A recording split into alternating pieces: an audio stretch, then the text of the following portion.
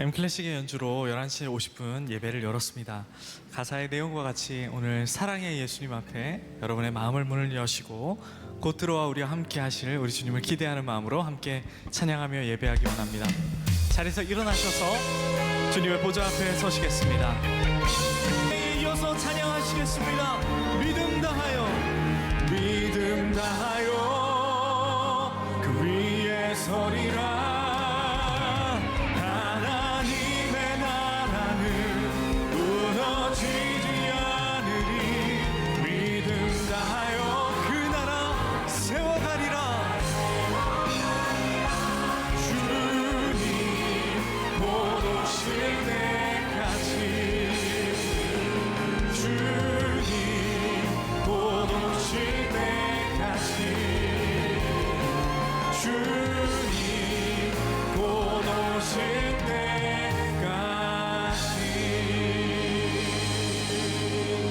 사도신경하심으로 우리의 믿음과 신앙을 고백드리겠습니다. 나는 전능하신 아버지 하나님 천지의 창조주를 믿습니다. 나는 그의 유일하신 아들 우리 주 예수 그리스도를 믿습니다. 그는 성령으로 잉태되어 동정녀 마리아에게서 나시고 본디오 빌라도에게 고난을 받아 십자가에 못 박혀 죽으시고 장사된 지 사흘 만에 죽은 자 가운데서 다시 살아나셨으며 하늘에 오르시어 전능하신 아버지 하나님 우편에 앉아 계시다가 거기로부터 살아있는 자와 죽은 자를 심판하러 오십니다. 나는 성령을 믿으며 거룩한 공교회와 성도의 교제와 죄를 용서받는 것과 몸의 부활과 영생을 믿습니다. 아멘. 다 자리 앉으시겠습니다.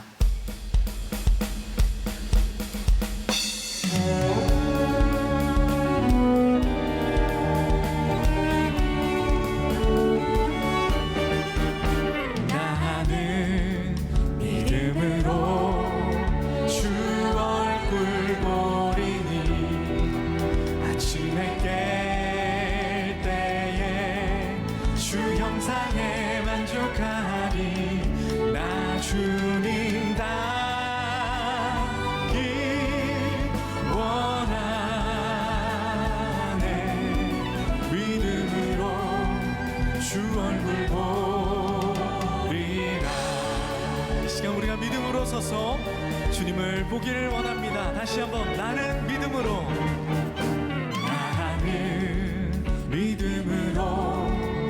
주 얼굴 보리라.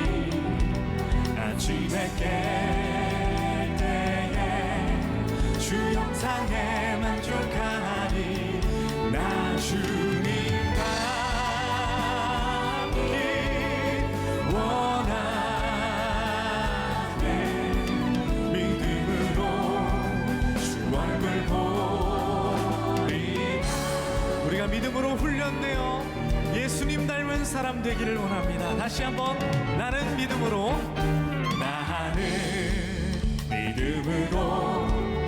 주 얼굴 보리. 아침에 깰 때에 주 형상에 만족하니. 나 주님 닮기 원하네. 믿음으로 주 얼굴 보리. 나 주님 닮기 원하네. 나 주님 닮기 원하네. 믿음으로. 정말 주님을 닮기 원하시는 분들 다시 한번 나 주님 닮기 원합니다. 나 주님 닮기 원하네. 믿음으로 주 얼굴 보리라.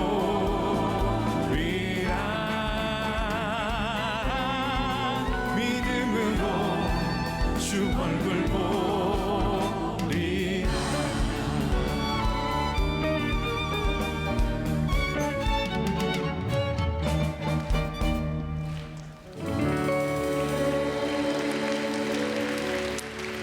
제가 맡은 음악부 멤버 중에 한 모녀 이야기인데요. 최근에 음대 발표가 있었습니다. 결과는 대기 2번. 붙으면은 술 한잔 하러 가겠다던 딸이 붙은 것도 떨어진 것도 아니니까 수련회를 가겠다고 믿음의 결단을 하고 얼마 전 있었던 청소년부 수련회에 들어갔습니다. 부모가 슬픔 속에 기쁨을 가지고 있었어요. 기쁨으로 연단 받기를 즐겨하고 있었습니다. 이 아이에게 무엇이 형통인지 알기 때문이죠.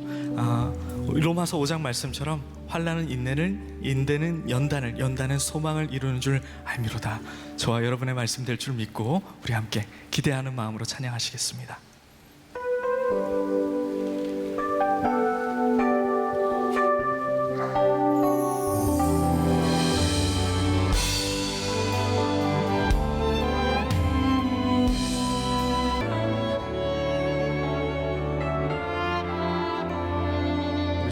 영광과 찬양의 박수로 우리에게 주어진 시험을 우리가 잘 견디기를 소망합니다. 기도하시겠습니다. 다만 이뿐 아니라 우리가 환난 중에도 즐거워하나니 이는 환난을 인내는 연단은 소망을 이루는 줄 알미로다.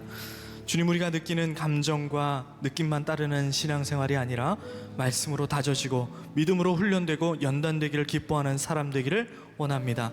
주님께서 허락하시는 믿음의 훈련이 이 땅을 사는데도 유익할 뿐 아니라 영원한 나라를 향한 소망을 주는 것을 우리가 기억하게 하여 주시옵소서. 오늘 말씀을 들고 서시는 김병삼 목사님 붙들어 주시고 말씀을 전하시면서 순간을 붙드시는 하나님이 우리를 영원으로 초대하시는 놀라운 손길을 경험하게 되는 이 시간 되게 하여 주시옵소서. 이겨놓고 승리케 하시는 예수님의 이름으로 기도하였습니다. 아멘.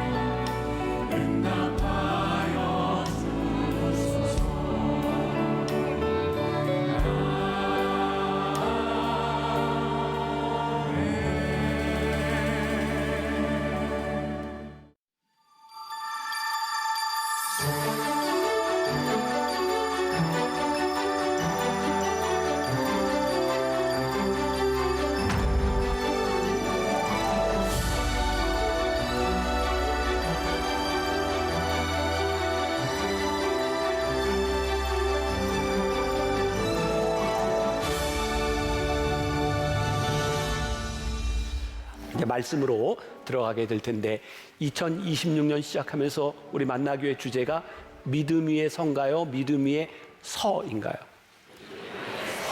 그래요. 믿음 위에 서. 그리고 어떻게 우리들이 믿음 위에 stand firm, 설 것인가를 생각하면서 믿음으로 새롭게 우리의 믿음을 점검하고 있습니다. 오늘은 7개의 말씀 중에 이제 6번째 말씀입니다. 다음 주 말씀을 끝나고 나면 이제 변화산으로 이어지게 됩니다. 오늘 말씀의 제목은 믿음을 견고케 하는 훈련입니다. 여러분들이 딱 제목을 들어봐도 이 말씀이 우리들에게 필요한 것 같아요? 안 필요한 것 같아요? 이거 지난주에도 써먹었더니 잘 안 통하네. 필요한 것 같죠? 네. 필요한 말씀은 잘 들어야 돼요? 대충 들어도 돼요? 잘 들으셔야 돼요. 오늘 디모데전서 4장 7절부터 8절 말씀을 가지고 나눌 텐데 오늘 이 말씀 가운데 2개의 단어가 중요해요. 경건이라고 하는 말과 그리고 내 자신을 연단하라는 말입니다. 이 연단하라고 하는 말은 헬라어에 짐나조라고 되어 있는데 어디서 많이 들어본 단어죠. 짐나조. 짐, 운동하는 짐을 이야기할 때 짐나조라고 이야기합니다. 그러니까 우리들이 경건과 믿음에 이르는 훈련, 이것은 그냥 대충 되어지는 것이 아니라 아주 고강도의 훈련을 통해서 우리들의 삶의 방식을 바꾸는 일이다. 그러니까 오늘 여러분들이 말씀을 들으면서 어떤 각오를 하셔야 되냐면 말씀을 듣고 난 다음에 우리들의 삶의 방식을 믿음을 견고케 하기 위해서 우리들이 어떻게 살아갈 것인가, 이 결심까지 이어져야 오늘 말씀이 제 느낌에는, 제 생각에는 성공하는 것이다, 이런 생각을 합니다.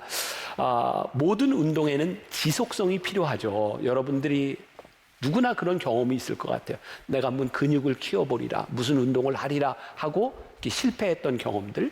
이제 얼마나 이제 과학적인 근거가 있는지는 모르지만, 특별히 근육 운동 같은 경우에는 72시간 동안 기억을 한다 그러잖아요. 그래서 72시간, 약 3일 정도 지나고 반복된 운동을 해줘야 근육이 됩니다.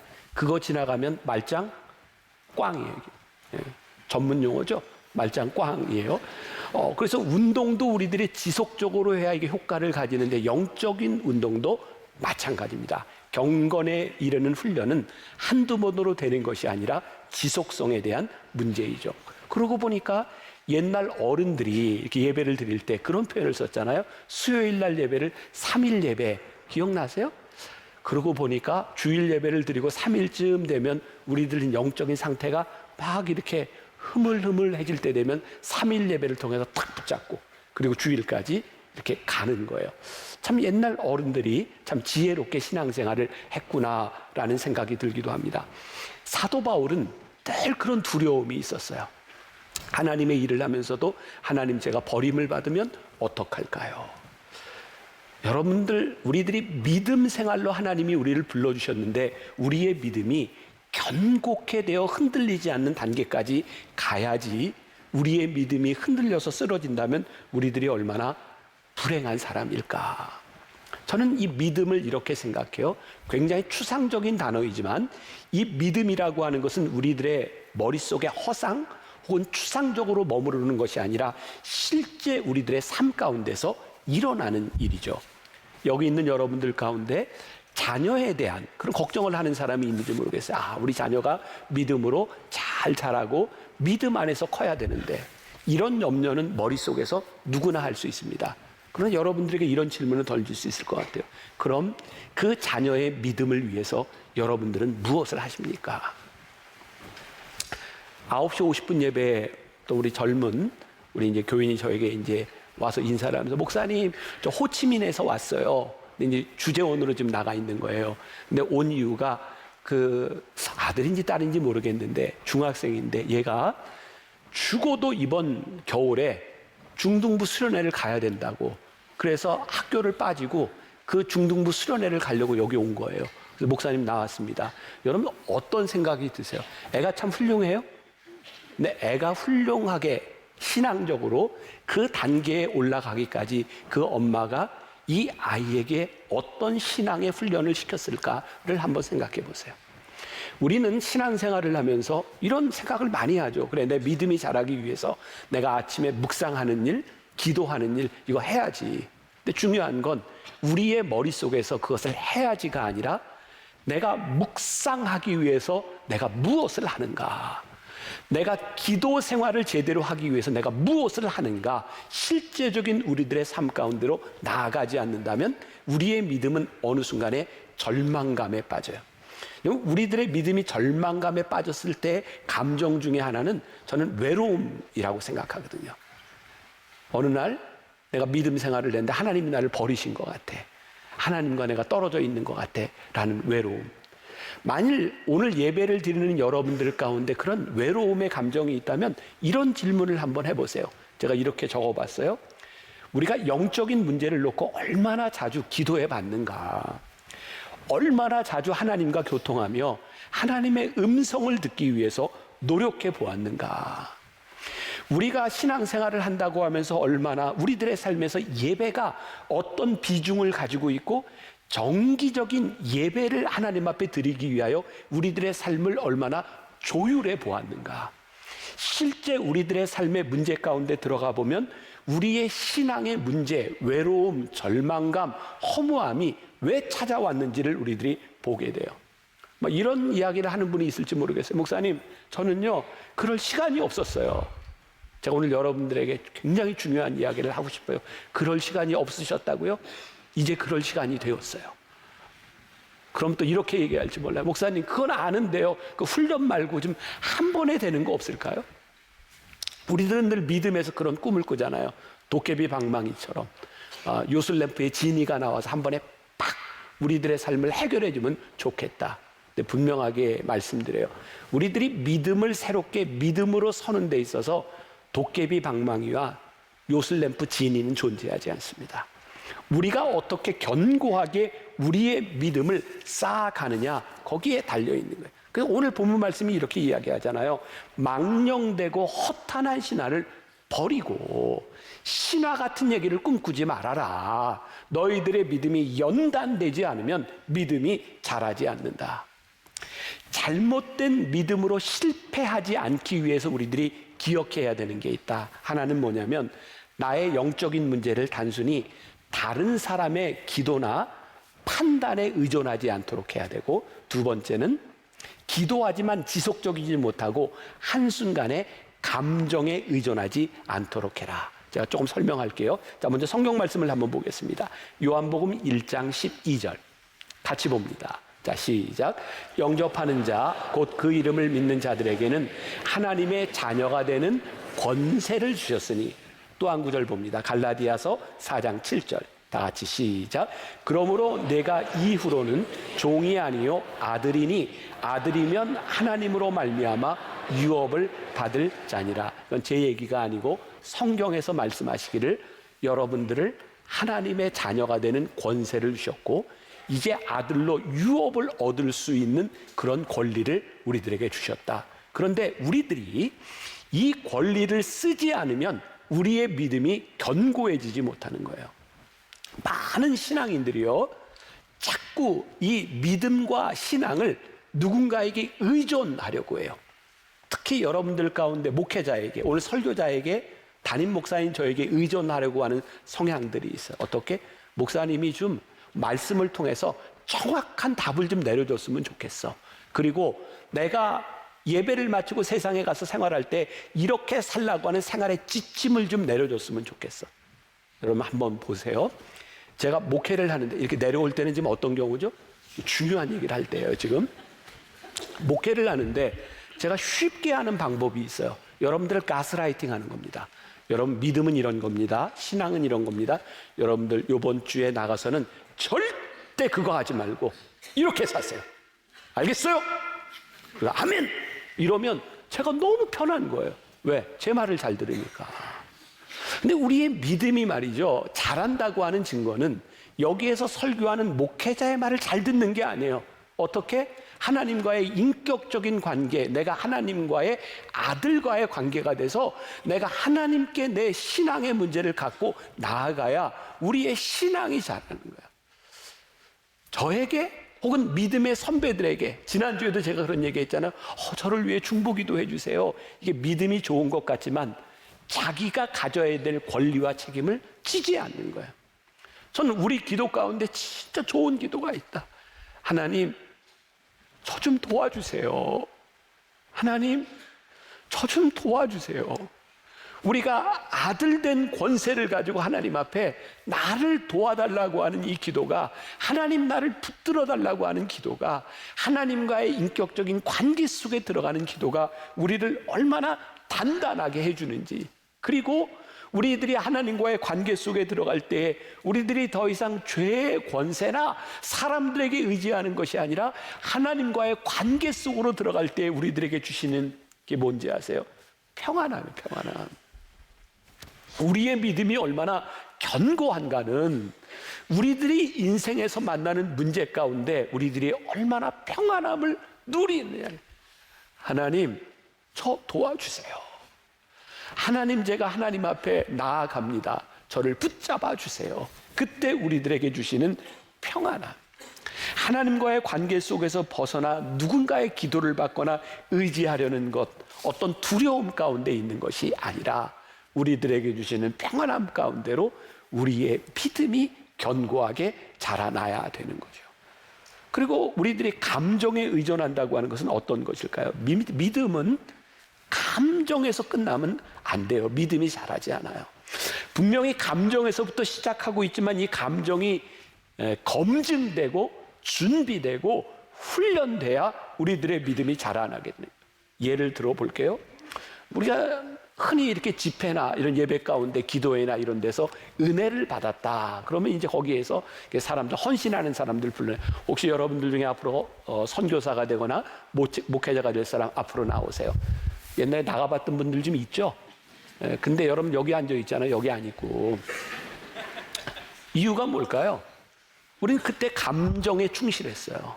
그러니까 여러분들이 지금 목회자가 안 되고 선교사가 안 된 게 잘못된 게 아니라 그때 우리들에게 주셨던 그 감정이 진짜인지를 검증하고 그 감정을 믿음으로 훈련시키고 연단시키지 않는다면 그건 그냥 감정에서 끝나버리는 거예요.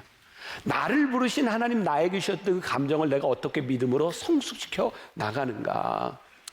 저는 또 그런 표현을 여러분들에게 지금 하고 싶어요. 우리들이 이왕 믿음 생활을 하는 우리들이 좀 프로가 될 수 없을까?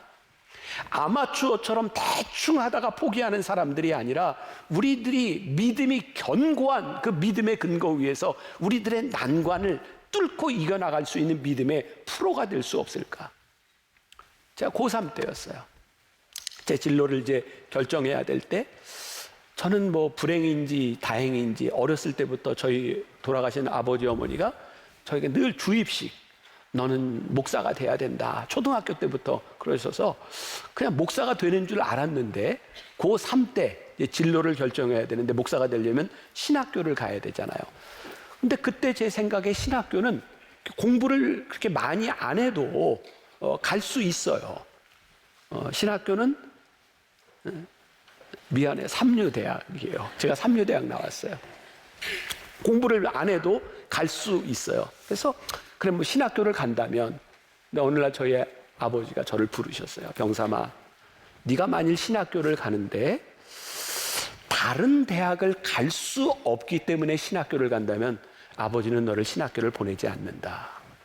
그때는 제가 소명이 있을 때도 아니었는데 그때 그 말이 저에게 굉장히 이렇게 의미 있게 다가왔어요. 내가 갈 수 없어서 가는 것이 아니라 나를 부르신 부르심이 있다면 내가 거기에 얼마나 준비가 되어 있는가. 물론 오해하지 마세요. 목회자가 되고 선교사가 되는데 뭐 세상 사람들보다 공부를 잘하거나 머리가 좋다거나 그런 기준에서 되는 것은 절대 아니에요. 그러나 하나님이 우리를 쓰시고자 할 때 우리들이 어떻게 쓰임에 합당한 준비와 훈련이 되고 있느냐는 우리의 믿음의 감정이 감정에서 그치지 않도록 하는데 굉장히 중요한 일이에요. 제가 유학 시절 시카고에 있을 때 제가 공부하던데 굉장히 유명한 교회가 하나 있었어요. 윌로우 크릭 교회라고. 그 당시 아주 센세이셔널한 그런 교회였습니다. 그 교회는 문화 사역을 아주 잘했고요. 마치 지금 우리 한국의 우리 교회를 보는 것 같아요. 예배 시간에 좋은 뮤지션들이 연주하고, 오늘도 M뮤직과 우리 M50 얼마나 멋있었어요. 그죠? 멋있었어요. 뭐 음악 이렇게 잘하고. 근데 그 교회도 이제 교회가 유명하다 보니까 유명한 뮤지션들이 오는데, 한 번은 유명한 뮤지션이 특송을 준비를 하고 있는데 그 음악 디렉터가, 제가 책에서 읽은 거예요. 음악 디렉터가 보기에 좀 불성실한 것 같아요. 그래서 이렇게 얘기를 했답니다. 조금 성실하게 좀 준비를 해야 되지 않겠습니까? 그랬더니 그 뮤지션이 이렇게 대답을 했대요. 여기 교회잖아요. 그 얘기에 거룩한 분도 화가 난 거예요. 우리가 교회이기 때문에, 하나님께 예배하기 때문에 우리들이 더 성실하게 준비하고 우리들이 더 성실하게 하나님 앞에 쓰임받을 수 있도록 해야 되는 것이 아니겠는가. 우리가 잘 알고 있는 사도 바울이 사도행전 9장에 보면 다메섹에서 부활하신 예수님을 만나는 체험을 해요. 지금 아는 얘기 하는 거죠, 제가? 네, 부활하신 예수 다메섹 도상에서 만나고 빛 가운데 눈이 멀잖아요. 그리고 그 눈을 뜨게 되는 기적을 경험합니다. 그때 사도 바울의 마음이 뜨거웠을까요? 안 뜨거웠을까요? 뜨거웠다고 대답해 주세요. 어땠을까요? 뜨거웠어요. 정말 부활하신 예수님을 만나고 장님이 됐던 눈이 떴으니 이게 얼마나 뜨거운 상태겠어요. 근데 참 신기하죠. 하나님이 뜨거운 사도 바울을 쓰지 않으셨어요. 그 뜨거웠던 사도 바울을 3년 동안 아라비아 사막에서 거기에서 훈련시키고 단련시키신 다음에 하나님이 사도 바울을 쓰시더라고요. 우리가 모세하면 호렙산에서 부른 그 모세, 소명받은 모세를 생각하지만 사실 모세에게 소명은 40년 전에 있었습니다. 우리 이것도 아는 이야기예요. 모세가요, 자기 민족이 그 어려움을 당하고 고통당하는 것을 바라보면서 그 싸우는 이집트 사람을 죽이잖아요. 그리고 그것 때문에 말하는 히브리 사람을 또 죽이고 그리고 도망가잖아요. 그때 사람을 죽일 정도로 민족을 구원해야 되겠다고 하는 불타는 마음을 가지고 있었던 모세를 하나님이 쓰시지 않았어요. 그리고 40년 동안 양치는 그 호렙산 외로운 그곳에서 하나님께서 모세를 부르시고 거기에서 훈련받았던 모세를 하나님이 쓰시는 것을 보게 돼요. 우리 교회 안에서 그런 현상들 많이 보잖아요. 뭐 BTD 영성훈련에 갔다 왔던 MDTS를 받았던 마음이 뜨거운 사람들이 이렇게 얘기하잖아요. 저 어디든지 저를 좀 써주세요. 저 뭔가를 할 수 있을 것 같아요. 대부분이 상처로 끝나요. 감정으로 시작했는데 훈련되지 않는 우리의 감정들은 상처로 끝날 때가 많이 있어요. 여러분, 우리가 이왕 하나님을 믿고 믿음 생활을 하는데 단단하게 단련된 준비된 그런 사람으로 우리들이 신앙생활을 해야 되지 않겠는가. 위대한 신앙인들의 고난과 훈련의 과정을 간과하지 말라는 거예요. 자, 그러면 이 훈련이 힘든 이유가 뭘까? 똑같은 훈련이 아니라 이 믿음 훈련이 더 어려운 이유가 있어요. 왜냐하면 믿음으로 훈련받는다고 하는 것은 우리들이 이전에 살던 삶의 방식을 새롭게 바꾼다는 거예요. 이게 모차르트의 그 일화죠. 모차르트가 사람들을 돈을 받고 음악을 가르칠 때 처음 음악을 하는 사람들은 수업료의 반을 받고 그리고 다른 데서 배웠던 사람들은 배로 받았대요. 사람들이 왜 그렇게 하냐라고 물었더니 모차르트가 처음 배우는 사람은 가르치는 대로 배우지만 다른 데서 배운 사람들은 그 고치는 게 어려워서 2배를 받아야 된다. 동의하세요? 우리의 신앙이 이전에 살던 우리들의 삶에서 새로운 삶으로 바뀌어지는 것은 쉬운 일이 아니에요. 어제 토요일에는 제가 설교하는데 이 자리쯤에 제가 진짜 유일하게 정식으로 배운 운동이 스케이트거든요. 우리 스케이트 감독하던 손세훈 권사님이 여기 앉아 있었는데 제가 설교하다 옛날 생각이 또 났어요. 저 스케이트 배울 때 우리 교인 중에 유일하게 저한테 소리 지른 사람, 그 손세훈 권사. 제가 스케이트 타면요, 목사님 그 폼이 뭡니까? 옛날에 논바닥에서 타던 폼을 버리세요. 근데 제가 옛날 어렸을 때 우리 한 번쯤 해봤잖아요. 근데 스케이트 탈 때 그냥 이렇게 지치고 다녔잖아요. 근데 이제 쇼트트랙 이제 스케이트를 타는데 제일 중요한 게 이 다리가 넘어갈 때 코너를 넣을 때 이게 싹 안쪽으로 이렇게 들어가야 이게 멋있어요. 그런데 옛날에 타던 데는 이게 벌어지는 거예요. 목산! 이렇게 이제 돌아가는 걸 이렇게 하라는데 그렇게 힘들었어요. 생각해 보세요. 여러분들의 믿음이 견고해지는데 여러분들이 살았던 삶의 방식이 바뀌어지지 않는다면 우리들의 믿음이 견고해질 수 있겠는가? 믿음은 추상적인 게 아니다. 지금 목사가 된 제 아들이 소명을 받고 목사가 되겠다고 했을 때 그 아이는 되게 행복했어요. 왜냐하면 아빠의 모습을 보면서 목사는 너무 좋은 거였어요. 얘는요, 어디를 가든지 여기 아무튼 이 분당 야탑 지역에 사는 한 우리는 돈 없이도 살아. 우리 교인들이 얼마나 많은지 몰라요. 식당에 가면 주문한 게 나오는 게 아니야. 늘 이렇게 특별 대우도 받고 우리 애들은 이렇게 어른들하고 이런 모임이 식사 모임이 있을 때 가족 같이 오세요. 그럼 너 엄마 아빠하고 갈래? 그러면 예스예요. 늘 엄마 아빠를 따라다녀서 왜? 가면 교인들이 용돈도 주고. 그러니까 얘 머릿속에는 이 목사 아들로 목사가 된다는 것에 대한 굉장히 이렇게 좋은 감정. 그러니까 저는 감사하게도 목회하면서 큰 어려움을 당해보지 않고 교인들 간의 갈등도 별로 경험하지 않고 그러니까 제 좋은 모습을 본 거예요. 우리 아이가 이제 진로를 결정하고 신학대학원을 가야 될 그 시점에 우리 아들이 저에게 이렇게 물었어요. 아버지, 어떻게 하면 제가 좋은 목사가 될 수 있을까요? 제가 이렇게 말을 했어요. 아들아, 네가 좋은 목사가 되고 싶다면 무엇을 해야 되는지 한번 생각해봐라. 네가 지금처럼 살아가도 좋은 목사가 될 수 있는지, 좋은 목사가 되려고 한다면 무엇을 해야 되는지 생각해봐라. 제가 목회자가 되겠다고 하는 제 아들에게 목회자의 길을 간다고 하는 것은 낭만이나 추상적인 것이 아니라는 것을 이야기해주고 싶었어요. 그럼 불행하게도 요즘 이 시대를 살아가면서 목회자들이 뭐 다 그런 건 아니지만 세상에서나 이렇게 좋은 평판을 받지 못하는 경우들이 많이 있잖아요. 그리고 여러분들도 좀 여러분들 마음속에 생각나는 그 사람은 목사 같지 않아, 그런 사람이 있죠. 아마 우리들이 그런 상처들도 있을 것 같아요. 저는 그런 생각을 해봤어요. 왜 우리 목회자들이 다 하나님께 불리움을 받았다고 생각을 하고 목회를 하는데 왜 그렇게 좋지 않은 인상들을 주었을까? 물론 뭐 개인적인 관계도 있겠지만 저는 그런 생각을 하게 돼요. 그동안 많은 목회자들이 교회가 막 부흥하던 시절에 훈련받지 않은 목회자들이 많이 있었던 것 같아요. 어떤 거냐면 세상에서 일을 하다가 사업이 안 되거나 뭐 장사가 안 되거나 뭐가 안 되면 이런 표현을 많이 썼잖아요. 하나님 날 부르시나? 그래서 아무튼 사업에 실패하면 하나님이 부르셔. 이 말 오해하지 마세요. 진짜 하나님께서 우리의 길을 막으셔서 하나님이 우리를 부르시는 경우도 있습니다. 그러나 많은 사람들이 우리들이 훈련받거나 사명으로가 아니라 내 길이 막히는 것으로 인하여 그것이 사명자의 길이라고 생각했던 것들. 또 하나, 교회가 막 부흥하던 시절에 근데 그런 로망 같은 게 있었어요. 큰 교회 목사가 되면 야, 저렇게 많이 누리며 살 수 있구나라고 생각하며 믿음이 아니라 허상을 쫓아 사역자가 된 경우들.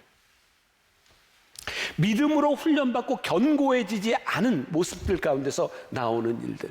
어쩌면 우리들이 그 후유증들을 우리들이 다 겪고 있는 세대죠. 지금 한국교회가 어려움을 당하고 있는 이 시기를 지나가면서 여러분들이 이 세상 안에서 믿음 생활을 하는 게 그렇게 쉽지 않아요. 저는 요즘 그런 생각을 합니다. 믿음 생활하는 게 어렵고 목회자가 되는 것이 단순히 어떤 로망이 아닌 이 시대 가운데서 우리의 믿음이 어떠한지를 증명할 수 있는 시간을 우리들이 마주하고 있다.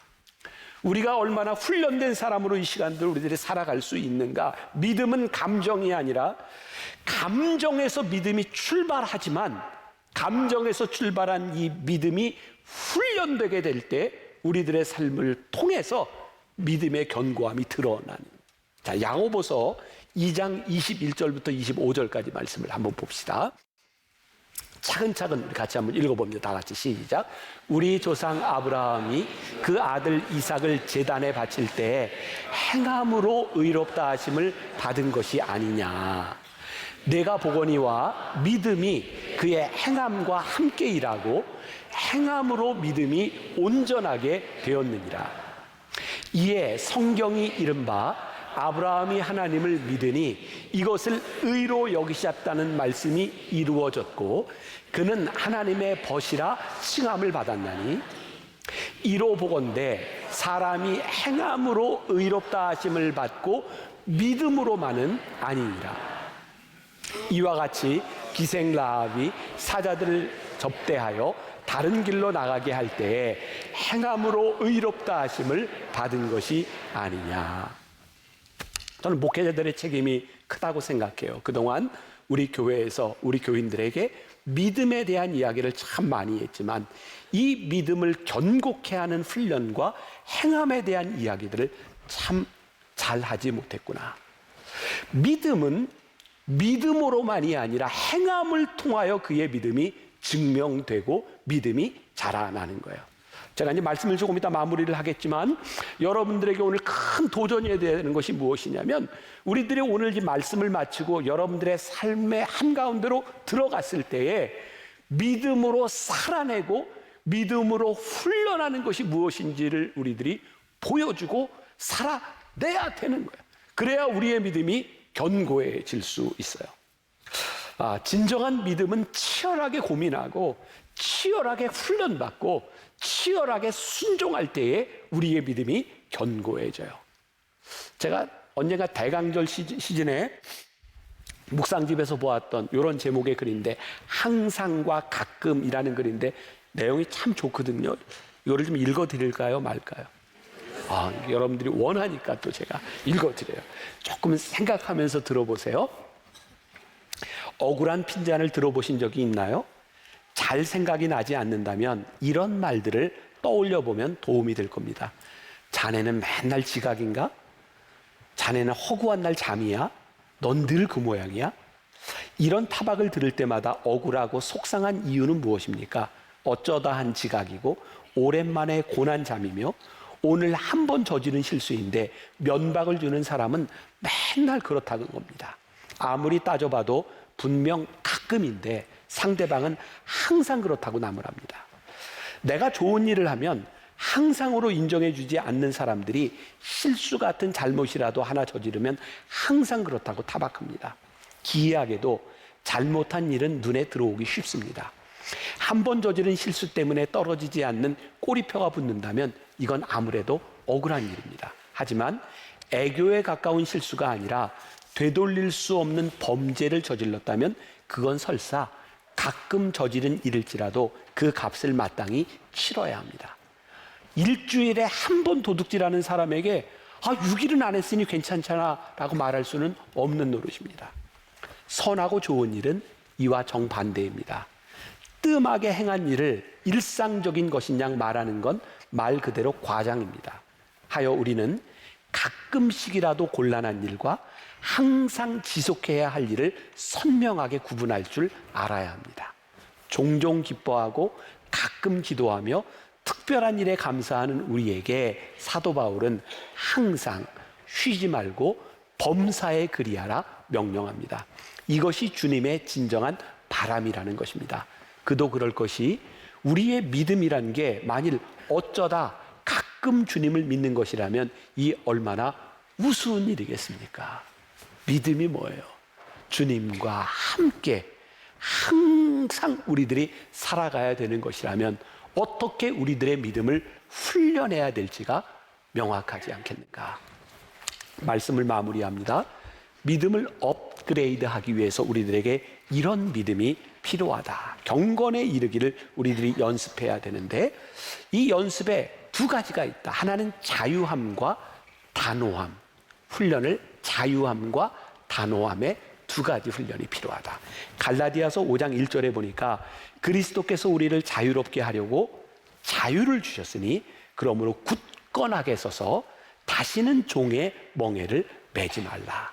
우리의 믿음이 단단하게 지는데 굉장히 중요한 기준이 있는데 그게 뭐냐면 자유함이에요. 자, 제가 이 시리즈 처음 시작하면서 여러분들에게 한 이야기인데 이 말씀은 제가 몸이 많이 아팠던 때 묵상하고 이렇게 적었던 글이라는 얘기를 했어요. 제가 많이 아플 때였어요. 한 목사님이 저에게 이런 얘기를 합니다. 김 목사, 왜 아픈 줄 알아? 설교한 대로 안 살아서 그래. 김 목사 맨날 교인들한테 근심하지 말라고. 그러면서 왜 자기는 하나님한테 맡기지 못해? 제가 그 이야기를 듣고 내가 이 자유함에 대해서 생각을 했어요. 이때 제가 몸이 많이 아플 때 저는 진짜 목회를 열심히 했거든요. 저 나쁜 짓 한 사람 아니었어요. 너무 힘들고 아픈 거예요. 저에게 자유함이 없었어요. 믿음이 없는 게 아니에요. 어떤 믿음을 가지느냐에 대한 문제지. 설교. 주일은 왜 매주 돌아와요? 설교를 매주 해야 돼. 그런데 제가 가지고 있는 성격이 대충대충이 안 되는 성격이에요. 열심히 잘 준비해야 돼요. 그게 그냥 늘 이렇게 부담으로 들어오는 거예요. 몸이 아프고 힘든데 낮에 쉴 수가 없는 거예요. 내가 이렇게 쉬는 모습을 보면 사람들이 뭐라고 생각할까? 집에 들어가 있는 것도 제가 허락이 안 돼요. 제가 낮에 이렇게 집에 들어가 있으면 사람들이 나를 어떻게 볼까? 저는 우리 아이들 초중고를 졸업하는 동안 한 번도 졸업식에 가보지 않았어요. 대낮에 담임 목사가 자녀들 졸업식에 가 있는 모습을 교인들이 보면 어떻게 생각할까? 옛날에는 만나교회 새벽 예배가 2번이 있었어요. 5시, 6시. 기억하시는 분 있나요? 제가 새벽 예배를 어떻게 나갔는지 아세요? 5시 예배가 끝날 때쯤 나가서 기도하다가 그리고 6시 예배를 드리고 나왔어요. 왜냐하면 5시에 온 사람도 나를 보고 6시에 온 사람도 나를 보도록 제가 그렇게 했어요.